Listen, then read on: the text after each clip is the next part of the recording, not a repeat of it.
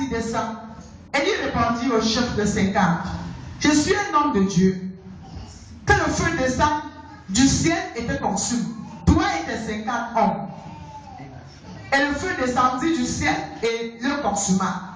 Lui et ses 50 hommes. Achazia envoya de nouveau vers lui un autre chef de 50. Avec ses 50 hommes, ce chef prit la parole et dit à Élie, homme de Dieu, ainsi a dit le roi, hâte-toi de descendre.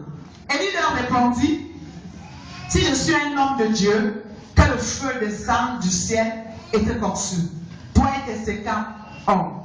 Et le feu de Dieu descendit du ciel et le consuma. Lui et ses 50 hommes. Achazia envoya de nouveau un troisième chef de 50 avec ses 50 hommes. Ce troisième chef de 50 monta et à son arrivée, il fléchit les genoux devant Élie.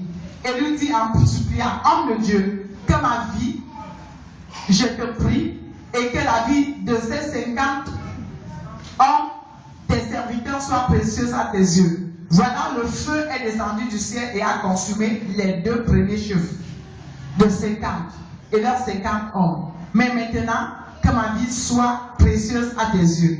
L'ange de l'Éternel dit à Élie, descends avec lui, n'aie aucune crainte de lui. Élie se leva et descendit avec lui vers le roi. Et il lui dit ainsi, parle l'Éternel, parce que tu as envoyé des messagers pour consulter Baal-Zébub, Dieu des clans, comme s'il n'y avait en Israël point de Dieu dont on puisse consulter la parole. Tu ne descendras pas du lit sur lequel tu es monté, car tu mourras. Azakias mourut selon la parole de l'Éternel prononcée par Élie. Et Joram régna à sa place la seconde année de Joram, fils de Josaphat, roi de Juda, car il n'avait point de fils. Amen. Amen. Tu peux prendre 1 Samuel 16 avec moi.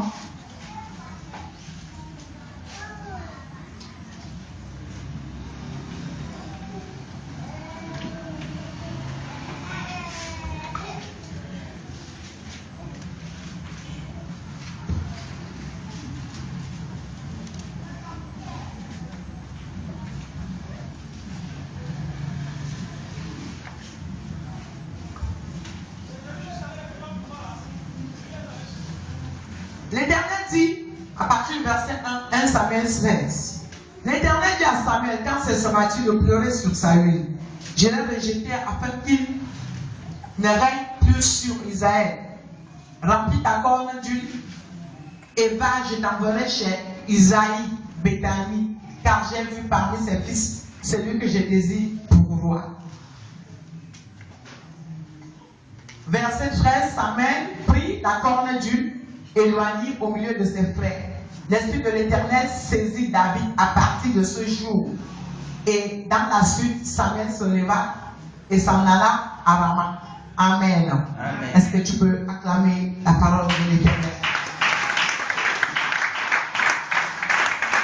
Amen. Ce matin, nous allons parler de l'histoire du prophète Élie et de l'histoire de David, de l'onction de David. Élie était un serviteur de Dieu. Et à l'époque, Dieu utilisait le prophète. Donc, il envoyait un seul prophète. Et il y avait aussi des petits prophètes, mais il y avait quand même des grands prophètes. Amen. Des prophètes reconnus. Les autres étaient appelés les fils des prophètes, ainsi de suite. Et le thème de ce message est intitulé Dieu est là. Amen. Amen. J'ai souvent l'habitude de dire, Dieu aime quand on le reconnaît. Dieu aime quand on le considère. Dieu n'aime pas les ingrats. Mais nous sommes tellement ingrats que nous ne considérons pas Dieu. Nous ne reconnaissons même pas Dieu dans nos voies. Nous ne reconnaissons même pas ce que Dieu fait pour nous. Quand Dieu a fait quelque chose, nous ne pouvons même pas le reconnaître. Le plus souvent, quand le Seigneur fait, on dit c'est la chance. Amen. Amen. C'est parce que on refuse de donner gloire à Dieu. Il s'agit du roi. C'était un roi. C'était le roi d'Israël. Il est tombé malade. Il s'était détourné Dieu. Ce roi avait été établi par Dieu. Mais quand il tombe malade, il oublie qu'il doit se tourner vers le Dieu qu'il avait établi pour prier. Il s'était détourné pour servir les faux dieux. Au point où il avait carrément ignoré le Dieu d'Israël. Le Dieu qu'il avait établi sur le trône. La Bible dit, il est tombé malade. Et quand il tombe malade, il envoie ses serviteurs pour aller consulter les dieux des grands.